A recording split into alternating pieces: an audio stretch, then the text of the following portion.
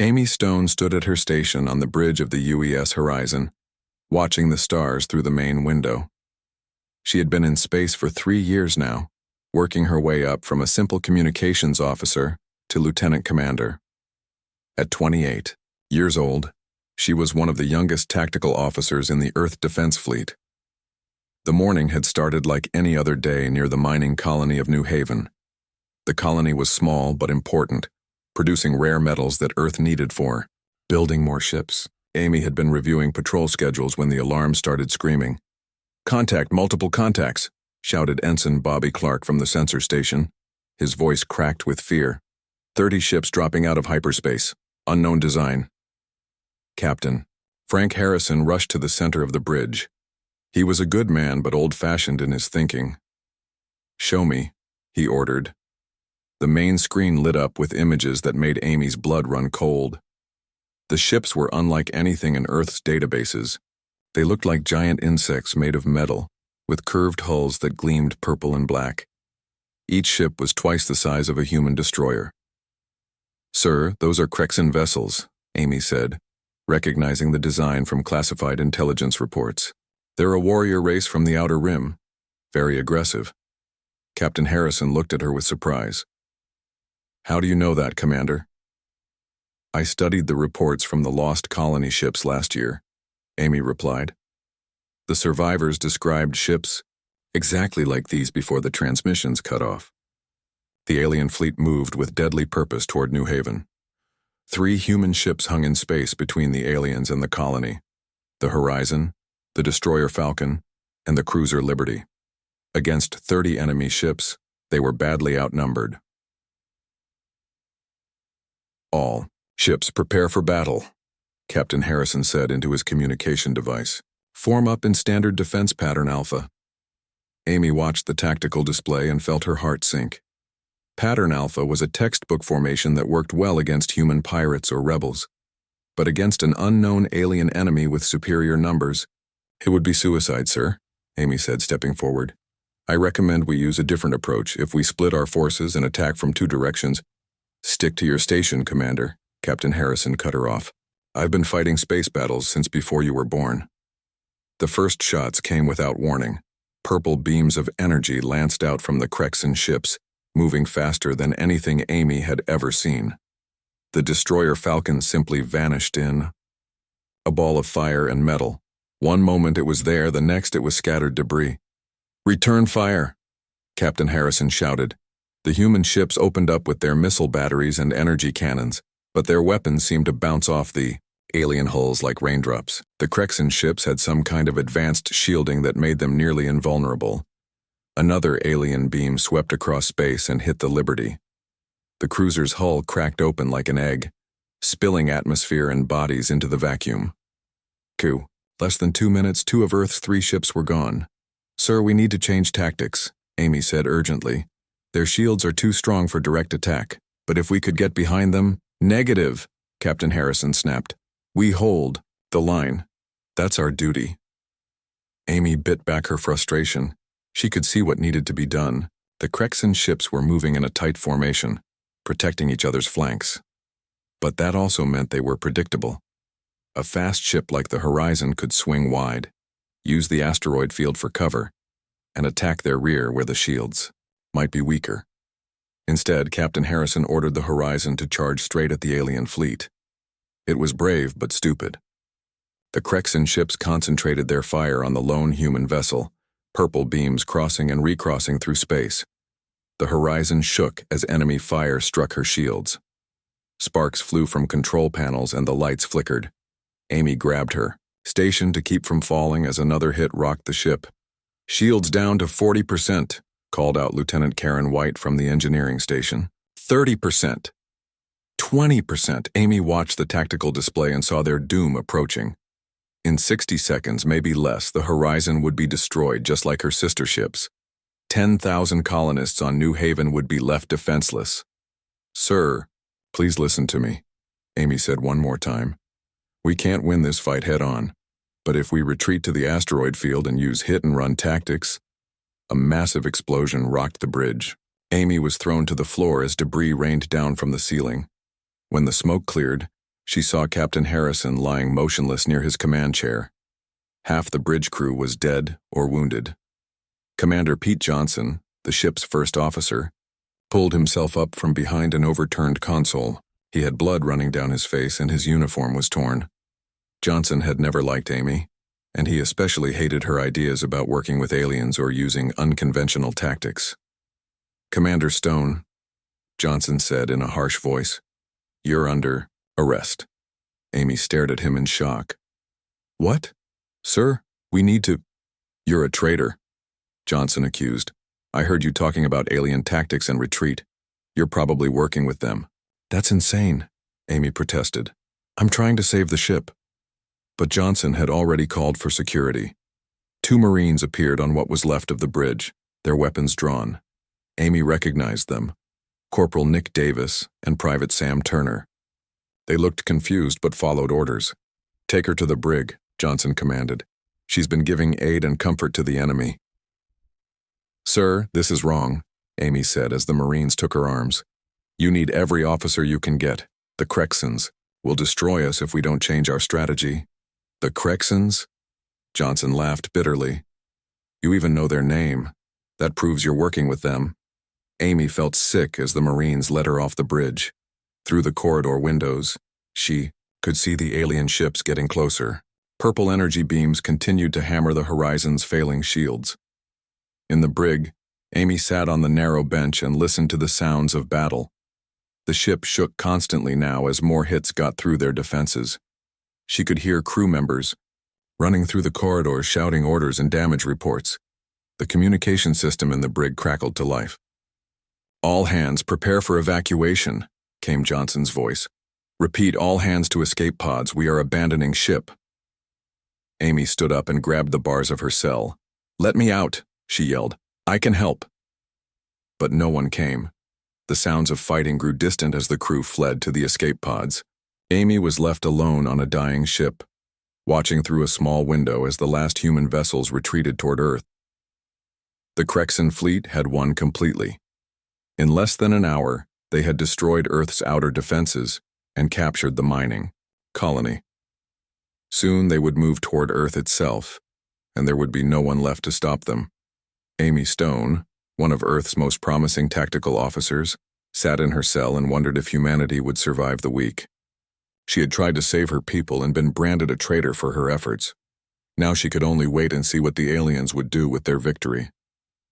Outside her window, the purple and black ships of the Crexon fleet moved through space like deadly shadows, already planning their next attack on human worlds. The fall had begun and Amy feared it would never end. Amy sat in her cell listening to the sounds of the dying ship. The horizon groaned and creaked around her as systems failed one by one. Emergency lights flickered red in the corridors, and she could smell smoke drifting through the air vents. For 20 minutes, there had been no sounds of human voices. Commander Johnson and the rest of the crew had abandoned ship, leaving Amy locked in the brig to die with the vessel. She rattled the bars of her cell again, but they held firm. The electronic lock was dead, its power cut off when the main systems failed. Then she heard new sounds, clanging noises from somewhere deep in the ship, metal being cut, heavy footsteps in the corridors, but not human footsteps. These were different, heavier, with a strange clicking rhythm. The Crexons had come aboard. Amy pressed herself against the back wall of her cell as the sounds grew closer. She had read the intelligence reports about the Crexon warriors. They were tall, standing 7 feet high, with 4 arms and thick chitinous armor covering their bodies. Their faces were insect-like, with mandibles and compound eyes that could see in complete darkness. The footsteps stopped outside the brig. Amy heard voices speaking in a language that sounded like clicking and hissing. Then the door to the brig area slid open with a grinding noise. 3 Crexon warriors entered the room. They were even more frightening in person than in the intelligence photos. Their armor was dark purple with silver markings, and each warrior carried a weapon that hummed with energy. Their 4 eyes studied Amy like she was an interesting specimen. The largest Crexon stepped forward. When it spoke, a small device on its chest translated the words into English. "Human female. You were Not with the others who fled. Why do you remain? Amy lifted her chin, trying to look braver than she felt. I didn't choose to remain. My own people locked me up. The translator made strange noises as it processed her words. The three Crexons clicked to each other in their own language. Amy caught a few words that the translator picked up. Imprisoned, rejected, and something that might have meant tactical. You are the one called Stone, the large Crexon said. It was not a question. We monitored your communications during the battle. You suggested the flanking maneuver. Amy's heart jumped. They had been listening to human radio traffic. Yes. I tried to tell them how to fight you more effectively. Your own kind rejected wisdom, the Crexon said. There was something that might have been approval in its voice. Come. You will speak with war leader Zektar. The alien warrior used some kind of tool to break open Amy's cell. As she stepped out, the other two Crexons flanked her. They walked through the corridors of the dead ship, past burned-out control panels and debris from the battle. Amy saw no other humans. Johnson and his crew had been thorough in their evacuation. They reached an airlock where a Crexon shuttle waited. The small ship was beautiful in an alien way, with curved lines and a hull that seemed to shift color in the light. Amy was pushed inside, where she found herself surrounded by more Crexon warriors. The shuttle ride to the alien flagship took only a few minutes. Through the windows, Amy could see the Crexon fleet spread out across space. Their ships were massive, dwarfing anything humans had built. She counted at least 50 vessels, from small scouts to huge battleships that looked like floating cities. The flagship was the largest ship Amy had ever seen. It stretched for miles, its hull covered in weapon, ports and sensor arrays. As their shuttle approached, docking bays opened like hungry mouths to swallow them. Inside the flagship, Amy was marched through corridors filled with Crexon activity.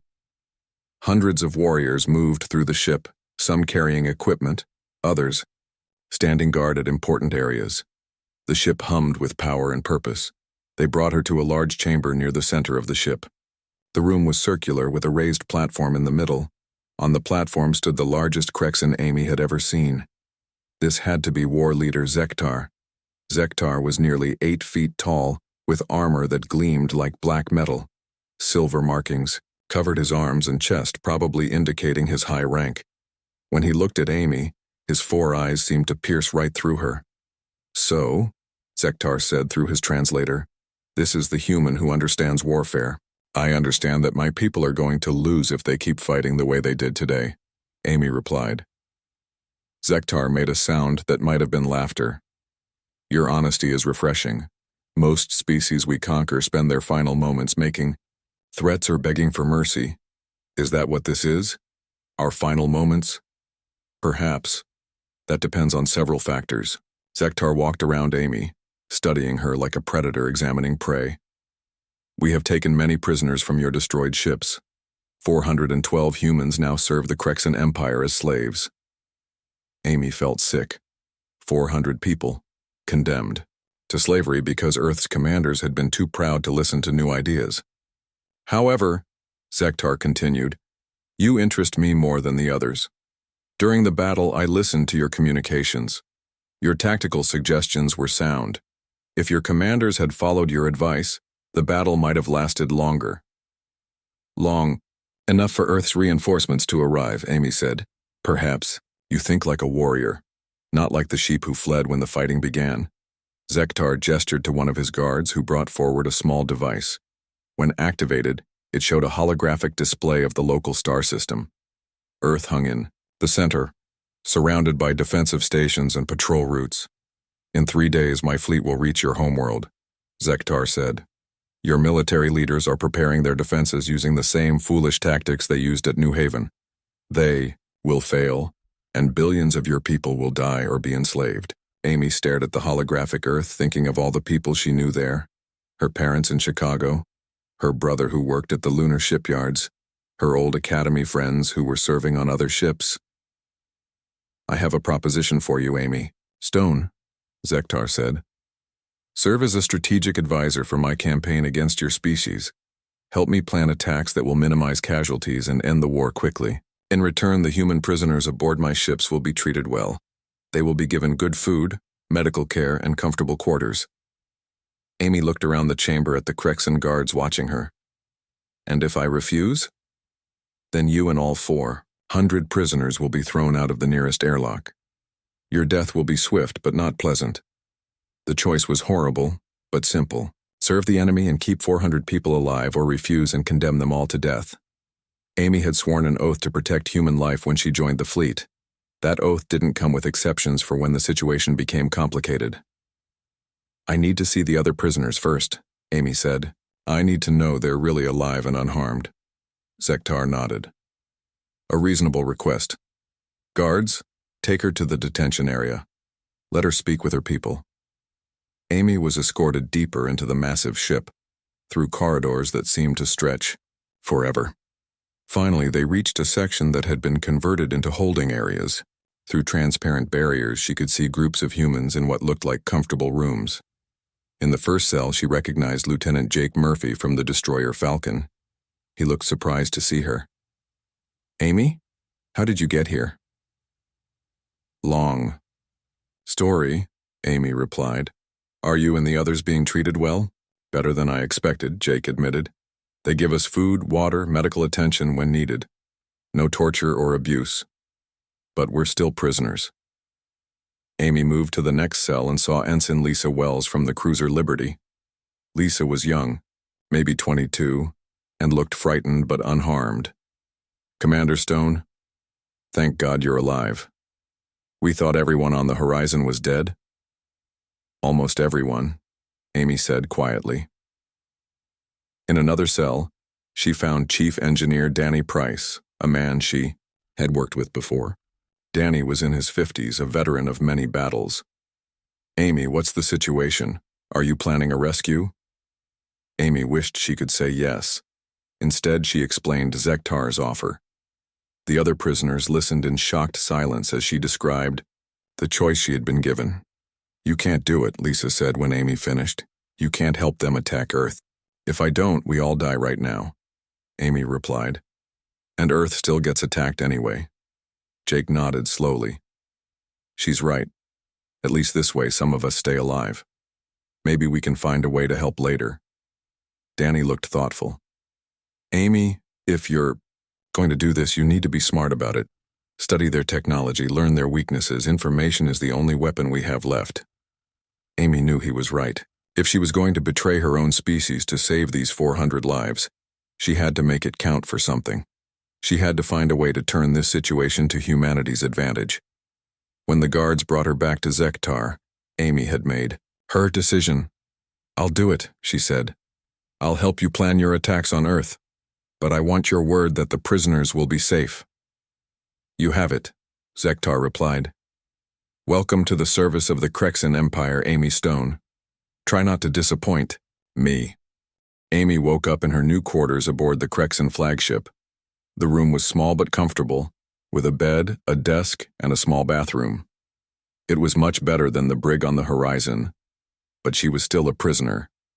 A guard had brought her breakfast, an hour ago, some kind of protein paste that tasted better than it looked. Along with the food came a data tablet filled with information about Crexan military tactics and technology. Zektar wanted her to study their methods before their first strategy meeting. Amy spent the morning reading through the files. What she learned both impressed and worried her. The Crexans had conquered 47 different worlds in the past century. Each conquest had followed the same pattern. Overwhelming force applied quickly and decisively. The aliens had better weapons, stronger shields and faster ships than anyone they fought. They would arrive at a target world, destroy the defensive forces in a matter of hours, then land troops to secure the planet.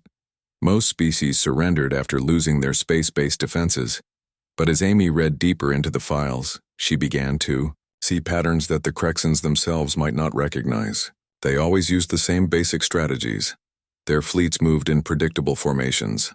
Their commanders followed rigid battle plans that never changed once fighting began. A soft chime from her door interrupted her reading. "Enter," Amy called. Out Zektar walked into her quarters, ducking slightly to fit through the doorway. Without his full battle armor, he looked less intimidating, but still dangerous. His translator device hung around his neck like a piece of jewelry. "Have you studied the materials I provided?" he asked. "Yes. Your military has an impressive record of success. 47 worlds conquered without a single defeat," Zektar said with obvious pride. "Each species we encountered believed they were strong, but they all fell before Crexan might." Amy set down the data tablet and looked directly at the war leader. "Can I ask you something? Why do you conquer other worlds? What do you gain from it?" Zektar's four eyes studied her for a moment. "Resources, territory, the right of the strong to rule the weak. Is this not the natural order of things? Some species might disagree with that philosophy. Then they are weak, and they deserve to be conquered." Zektar moved to the small window in Amy's quarters and looked out at the stars. "My people have been warriors for 10,000 years. We do not know any other way to live." Amy joined him at the window. Through the transparent metal, she could see other Crexan ships moving in formation around the flagship. "What happens after you conquer Earth? Where do you go next?" "There are always more worlds, more species to bring under Crexan rule. The galaxy is vast, and we have only begun to explore it." "Doesn't that ever get tiring? Fighting the same battles over and over?" Zektar turned to look at her. "You ask strange questions, Amy Stone. Are you trying to understand your enemy, or are you planning something?" "I'm trying to understand how to help you win as quickly as possible." Amy lied smoothly. "The faster Earth falls, the fewer people die on both sides." This seemed to satisfy the war leader. "Come. It is time for you to see our command center and meet my staff officers." Amy followed Zektar through the corridors of the massive ship. They passed hundreds of Crexan warriors going about their duties. Some stopped to stare at Amy, probably the first human they had seen outside of a prison cell. The command center was enormous, filled with holographic displays and control stations. Dozens of Crexan officers worked at various posts, monitoring ship systems and tracking the movement of the fleet. At the center of the room was a large tactical display showing the entire solar system. "This is Sub-Commander Velkan," Zektar said, introducing Amy to a smaller Crexan with green markings on his armor. "He handles fleet movements and battle formations." Velkan looked at Amy with obvious distrust. When he spoke, his translator made his voice sound cold and angry. "War leader, are you certain it is wise to bring this alien into our command center?" Amy Stone has proven her worth by providing useful intelligence about human defensive positions, Zektar replied. "She will help us plan our attack on their homeworld." Amy studied the tactical display while the two Crexans talked. Earth hung in the center, surrounded by defensive stations and patrol routes. She could see the positions of human ships, missile platforms, and orbital fortresses. The defenses looked impressive, but she knew they wouldn't be enough against the Crexan fleet. "What do you think of your people's preparations?" Zektar asked her. Amy pointed to several positions on the display. "They're making the same mistakes they made at New Haven. Look at these formations. They're textbook defensive patterns, but they leave gaps that a fast-moving fleet could exploit." Velkan moved closer to the display. "Show me these gaps." Amy traced several routes through the human defenses. "If you came in from this angle using your speed advantage, you could bypass the outer defense grid entirely. By the time they repositioned to stop you, you'd already be in orbit around Earth." "Interesting," Zektar mused. "This is why we needed a human advisor. You understand how your people think." For the next hour, Amy answered questions about human tactics and technology. She provided just enough useful information to maintain her credibility, while carefully avoiding anything that might help the Crexans too much. It was a dangerous game, but she was learning valuable information about her captors. The biggest thing she noticed was how rigid their thinking was. When she suggested alternative approaches to certain problems, the Crexan officers looked confused. They had been trained to follow specific procedures, and the idea of adapting or improvising seemed foreign to them. "Sub-Commander Velkan," Amy said during a pause in the discussion, "can I ask how long you've been planning space battles?" 20 years, the Crexan replied proudly. I have participated in the conquest of 7 worlds.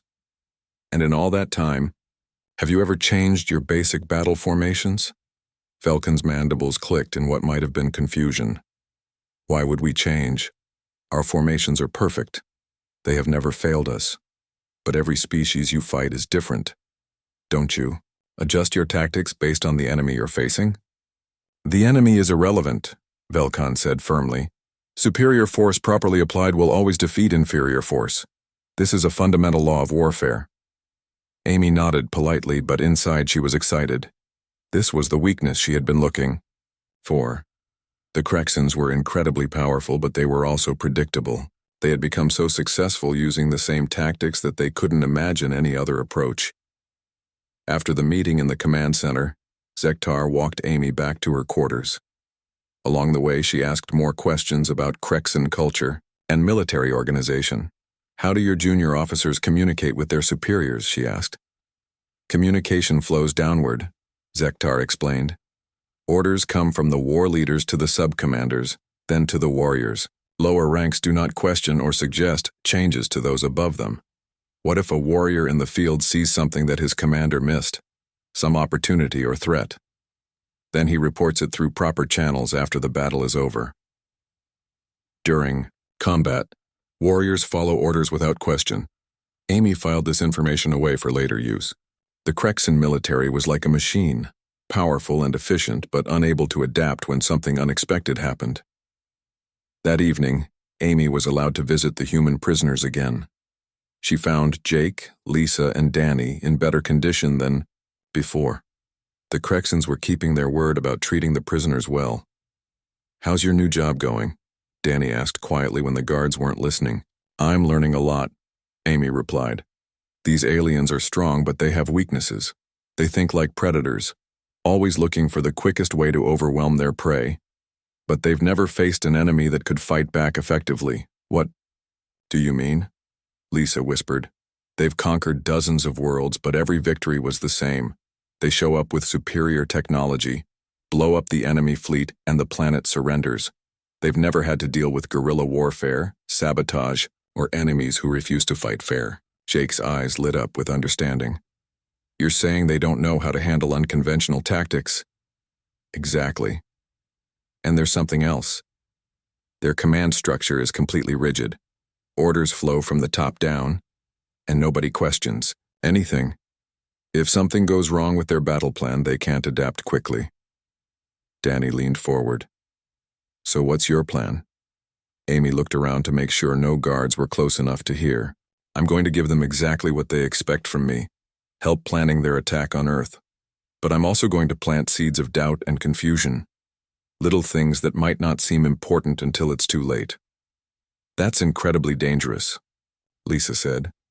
"If they figure out what you're doing, then we all die," Amy admitted. "But if I do nothing, Earth falls and billions of people become slaves. This might be humanity's only chance." Over the next 2 days, Amy continued attending strategy meetings with Zektar and his officers. She provided useful intelligence about human defenses while secretly studying every aspect of Krexan military doctrine. She learned about their communication systems, their chain of command, and most importantly, their psychological weaknesses. The Krexans respected strength and despised weakness. The Krexan fleet dropped out of hyperspace at the edge of Earth's solar system like a swarm of deadly insects. Amy stood in the command center watching the tactical display as 48 alien warships spread out in perfect formation. Each ship was a masterpiece of destruction, bristling with weapons that could crack planets. "Beautiful, are they not?" Zektar said, standing beside her. "The finest fleet the Krexan Empire has ever assembled." Amy nodded, though her heart was breaking. In 3 hours, this fleet would reach Earth's outer defenses. In 6 hours, they would be bombarding Luna Base. By tomorrow, Earth itself would be under attack. "The humans have positioned their forces exactly as you predicted," Sub-Commander Velkan reported from his station. "Their defensive grid follows standard patterns. No surprises." Amy had spent the past week feeding the Krexans carefully chosen intelligence about Earth's defenses. She told them about the obvious positions, the ones any competent spy could have discovered. but she had left out crucial details about hidden weapons platforms and secret defensive systems. "War Leader," Amy said, "I recommend we begin with an attack on Luna Base. It's the command center for Earth's outer defenses. Once we destroy it, the other defensive stations will be unable to coordinate effectively." Zektar's mandibles clicked with approval. "Excellent strategy. Velkan, prepare the third assault group for the Luna attack. We will use the humans' knowledge to achieve swift victory." Amy watched as the Krexan officers implemented her suggestions. What they didn't know was that Luna Base had been evacuated 2 days ago. The real command center had been moved to a hidden facility on the far side of the moon. The base they would attack was now filled with automated defenses and a very unpleasant surprise. "Fleet is in position," reported another officer. "All ships ready for attack. Begin the assault," Zektar commanded. The Krexan fleet moved forward with deadly grace. Amy had to admit they were impressive. Their ships flew in perfect formation, weapons charged and shields glowing. Any normal enemy would have been terrified by such a display of power. The first human defensive stations opened fire as the aliens came within range. Missiles and energy beams crossed the darkness of space, lighting up the void with brilliant flashes. But the Krexan shields held easily, just as they had at New Haven. "Human weapons are as weak as expected," Velkan noted with satisfaction. "Their defenses are crumbling." Amy said nothing, but she was counting the minutes. The Krexans were following her suggested attack route exactly. They were moving past the outer defensive ring, heading straight for Luna Base. Everything was going according to plan. "Third assault group has reached Luna Base," came a report from the communications officer. "Beginning bombardment." On the main display, Amy watched as 12 Krexan ships surrounded the human moon base. Their weapons lit up the lunar surface, turning the facility into a ball of fire and debris. It was an impressive display of destruction. "Luna Base is destroyed," the communications officer announced. "Human command and control has been eliminated." Zektar turned to Amy with what might have been a smile. "Your intelligence was perfect. The humans have lost their ability to coordinate their defenses." "Thank you, War Leader," Amy replied. "But we should press our advantage quickly. Human reinforcements will be coming from the inner system." "Agreed. All ships, advance to the second defensive line." The Krexan fleet moved deeper into Earth's solar system. Amy watched the tactical display and felt her stomach tighten with nervousness. Everything depended on what happened in the next few minutes. The second defensive line consisted of automated weapons platforms scattered throughout the asteroid belt. The Krexans approached them confidently, expecting another easy victory. Their sensors showed the platforms were old and poorly armed. What their sensors didn't show was that each platform contained a surprise. "Enemy platforms are powering up weapons," the sensor officer reported. "Energy signatures are unusual." Amy held her breath. The weapons platforms were indeed old, but they had been retrofitted with new technology. Instead of conventional missiles, they contained experimental antimatter warheads. The humans had been working on these weapons for years, but they had never been tested in real combat. The first platform fired. Instead of the weak energy beam the Krexans expected, a missile streaked toward their formation at impossible speed. It struck the heavy cruiser Death Car amidships and vanished inside the ship's shields. For a moment, nothing happened. Then the cruiser simply disappeared in a ball of pure energy that was visible from 3 solar systems away. "What was that?" Velkan shouted, his voice cracking with shock. Before anyone could answer, more platforms opened fire. Antimatter missiles swarmed toward the Krexan fleet like angry hornets. The aliens tried to shoot them down, but the missiles were too fast and too small to target effectively. 3 more ships died in flashes of annihilating light. The perfect Krexan formation began to break apart as captains tried to avoid the deadly projectiles. "Impossible!" Zektar roared. "Human technology cannot do this." Amy stepped forward, her heart pounding. "War Leader, we need to retreat immediately. These weapons are far more dangerous than intelligence suggested." "Retreat?" Zektar's 4 eyes focused on her with sudden suspicion. "You said their defenses were weak." "I was wrong," Amy said, trying to sound scared and confused. The humans must have developed new technology since my capture. We need to pull back and reassess. More antimatter missiles found their targets. The Krexan fleet was losing ships faster than they ever had in any previous battle. Alien captains, who had never experienced defeat, were panicking, breaking formation and fleeing in random directions. War leader, Velkin called out. We have lost 7 ships and the fleet is in disarray. Request permission to withdraw to safe distance. Zektar stared at the tactical display in shock. His perfect fleet was being torn apart by weapons he didn't understand. The easy victory he had expected was turning into a disaster. Withdraw, he finally ordered. All ships retreat to rally Point Beta. The surviving Krexan ships fled from the asteroid belt, their formation completely broken. Behind them, the automated platforms continued firing until the aliens were out of range.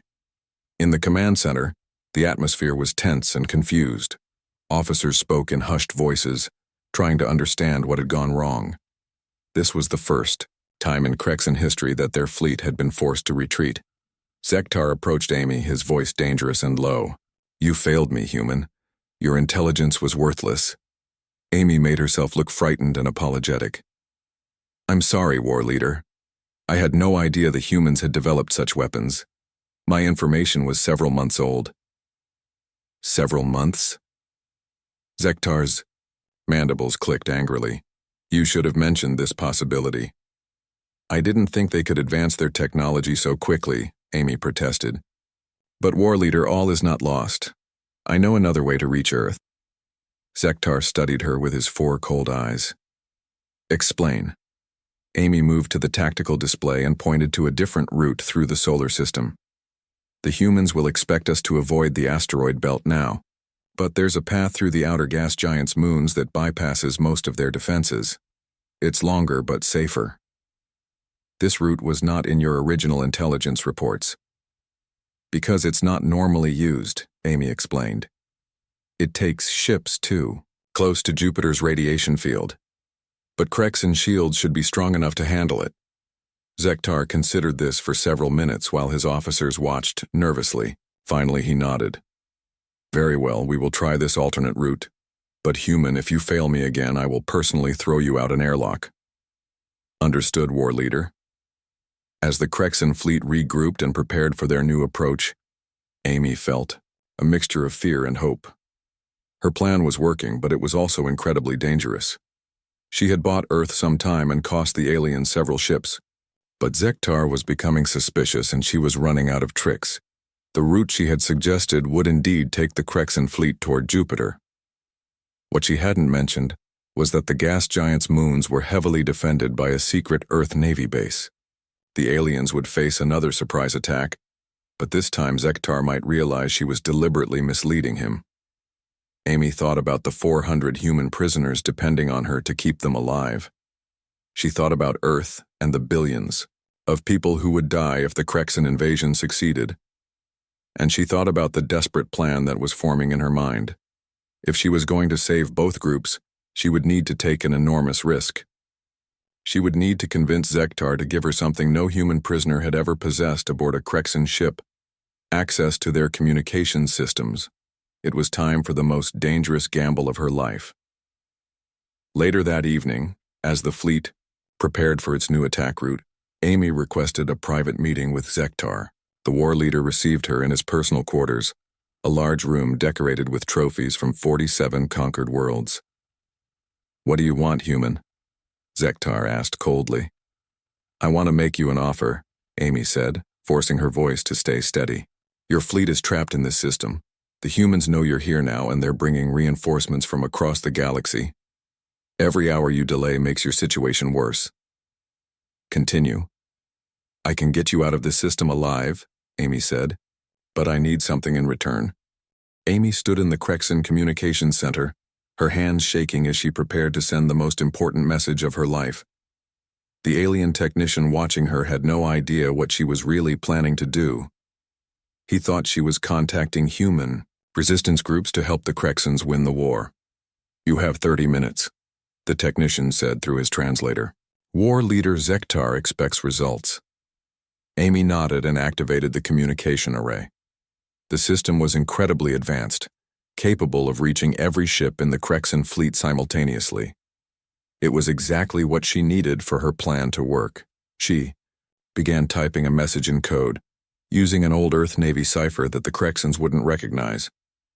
To them, it would look like she was sending tactical information to human resistance cells. In reality, she was sending instructions to every human prisoner in the fleet. The message was simple. Operation Freedom starts in exactly 1 hour. Jake, take weapons control. Lisa, grab navigation. Danny, hit the power cores. Everyone else, secure your ships and wait for my signal.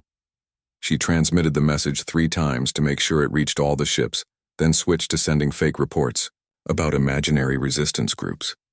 The Crexan technician seemed satisfied and left her alone to work. Meanwhile, throughout the fleet, human prisoners were reading Amy's real message. On the heavy cruiser, Nethvor, Jake Murphy showed the coded instructions to his cellmates. They had been waiting for this moment, hoping that Amy would find a way to strike back at their captors. She wants us to take over the weapons systems, Jake whispered to the others. Can we do it? The control panels are right outside our cell, replied Tom Wilson, a weapons officer from the destroyed cruiser Liberty. If we can get out, we might have a chance. On another ship, the destroyer Kreltos, Lisa Wells was studying the layout of the vessel with new eyes. As a navigation specialist, she knew exactly what systems she needed to target. The Crexan ships were powerful, but they had a weakness that Amy had discovered. Their automated systems could be accessed from multiple locations. Chief Engineer Danny Price was aboard the battleship Vorketh, the second largest ship in the fleet. He had spent days observing the alien power systems, learning how they worked. If he could cause the right kind of overload, he might be able to disable the entire ship. Back in the communications center, Amy finished sending her fake reports and returned to her quarters. She had done everything she could to prepare. Now she had to wait and hope that 400 untrained prisoners could accomplish what Earth's entire military had failed to do. 55 minutes later, Amy made her way to the bridge of the flagship. She found Zektar studying tactical displays showing the approach to Jupiter's moons. The war leader looked frustrated and angry after the disaster at the asteroid belt. Your resistance contacts have agreed to help, Amy reported. They will provide intelligence about human defensive positions around Jupiter. Good, Zektar replied without looking at her. We cannot afford another failure. Amy checked her watch. 3 minutes until the uprising began. Her heart was pounding so hard she was afraid the aliens might hear it. War leader, she said. There's something else. My contacts want to coordinate their attacks with your fleet movements. They need real-time communication with your ships. Zektar finally looked at her. What kind of communication? Just tactical updates. When you attack, where you attack, that sort of thing. It would help them sabotage human defenses at the right moment. The war leader considered this. Very well. Velkin, open communication. Channels to all ships in the fleet. The human resistance will be coordinating with us. Amy almost smiled. Zektar had just given her exactly what she needed, an open communication channel to every ship in the fleet. 2 minutes until the uprising. Amy moved to a communication panel and pretended to contact her imaginary resistance friends. In reality, she was preparing to send the signal that would start the most desperate battle of the war. 1 minute. War leader, the sensor officer called out. Human ships detected near Jupiter. They appear to be moving to intercept us. Expected, Zektar said calmly. We will destroy them as we have destroyed all the others. 30 seconds. Amy's finger hovered over the transmission button. Everything depended on the next few minutes. If the prisoners failed, they would all die. If they succeeded, humanity might actually win this war. 10 seconds. All ships prepare for battle, Zektar commanded. 5 seconds. Amy pressed the button and sent a single word to every ship in the fleet. Now. Across the Crexan Armada, 400 human prisoners struck simultaneously. On the cruiser Nethvor, Jake Murphy and his team broke out of their cell, using tools they had secretly gathered over the past week. They rushed to the ship's weapons control center, where two surprised Krexan technicians were quickly overwhelmed. Jake's hands flew over the alien controls, turning the ship's guns toward other Krexan vessels. On the destroyer Kreltos, Lisa, Wells had convinced her guards that she needed medical attention. When they opened her cell, she and 3 other prisoners overpowered them and seized control of the ship's navigation systems. Within seconds, she was changing course, steering the destroyer away from the formation. Chief Engineer Danny Price faced the most dangerous job of all. The battleship Vorketh had dozens of Krexan warriors aboard, and its power core was heavily guarded. But Danny had noticed something the aliens had missed, an emergency maintenance shaft that led directly to the reactor chamber. He and 5 other prisoners crawled through the narrow shaft, while the ship's crew was distracted by battle preparations. They reached the power core just as Danny's watch showed exactly 1 hour since Amy's signal. "Remember," Danny whispered to his team, "we need to cause an overload, not an explosion. We want to disable the ship, not blow ourselves up." Meanwhile, on ships throughout the fleet, other prisoner teams were seizing control of whatever systems they could reach. Some took over life support, plunging entire sections of ships into darkness. Others captured communication arrays, jamming the signals between Krexan vessels. The aliens, who had never faced internal rebellion during a battle, were completely unprepared for what was happening. Their rigid command structure, which Amy had identified as a weakness, now worked against them. Lower-ranking warriors waited for orders from their superiors, but those superiors were busy trying to understand why their own ships were malfunctioning. On the flagship bridge, chaos erupted as reports flooded in from across the fleet. "War leader, the Nethvor is firing on our ships. Kreltos has broken formation and is heading toward the human fleet. We've lost communication with Vorketh." Zektar spun toward Amy, his 4 eyes blazing with fury. "What have you done?"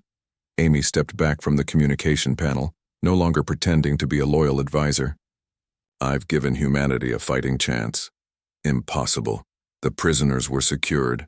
Your security was designed to keep people in cells," Amy replied. "It wasn't designed to stop them from taking over your ships." Zektar reached for his weapon, but Amy was already moving. She had spent weeks studying the bridge layout, and she knew exactly where the emergency controls were located. Her hand slammed down on the master alarm, sending warning signals throughout the flagship.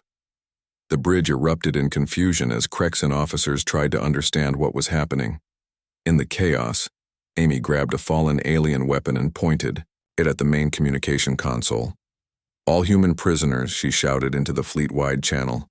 "This is Amy Stone. Phase 2 is now active. Take your ships and join the Earth fleet. We're going home." Across the Krexan armada, captured ships began breaking away from the alien formation. The cruiser Nethvor, now under Jake Murphy's control, continued firing on its former allies. The destroyer Kreltos accelerated toward the approaching Earth ships, its distress signals identifying it as friendly.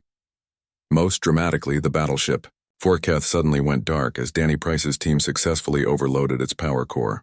The massive ship drifted helplessly through space, its weapons and shields offline.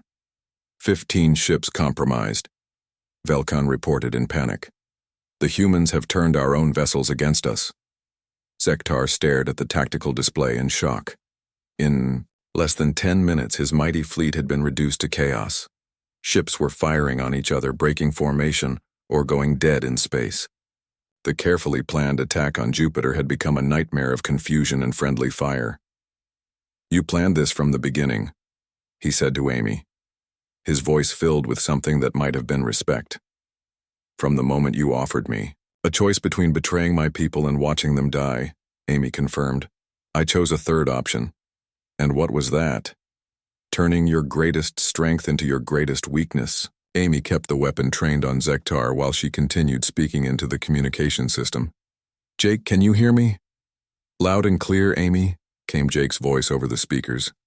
"We've got the Nethvor under control, and we're heading for the Earth ships. Lisa, what's your status?" "Kreltos is secure. The Earth fleet is moving to support us." "Danny?" "Vorketh is disabled but stable. We've got about 50 Krexan prisoners now." Amy smiled at Zektar. Funny how quickly the tables can turn. Through the bridge windows, they could see the approaching Earth fleet. Dozens of human ships were racing toward the battle led by the massive dreadnought UES Defiance.